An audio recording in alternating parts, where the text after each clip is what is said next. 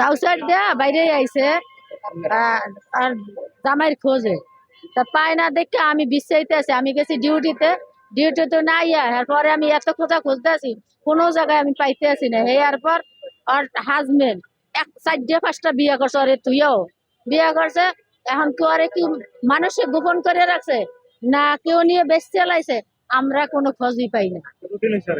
14 দিন 14 দিন লাখপের হাসপাতালের সামনে জাউসার বাজার ফিউসরে করলি তো।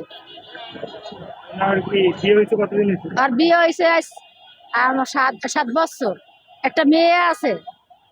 মানে এরকম কি আর কোনোদিন করছি কিনা বাসা থেকে?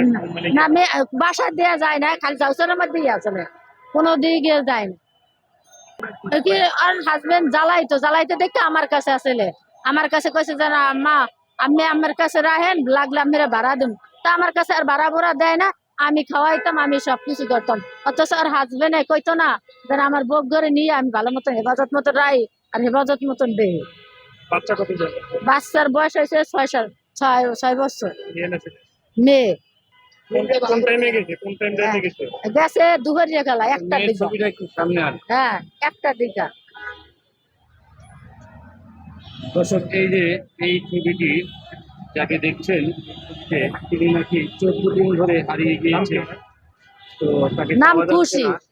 কি আসলে কি অবস্থায় আছে একটু বলেন। বয়স 25 ধরেন। খুশি, হ্যাঁ খুশি। গ্রামের বাড়ি আমার গেছে বরিশাল চরমনায়, থাই জাউসার বাজারের ভিতরে ফিউসরে গল্লি পূর্বসারের বাড়ি।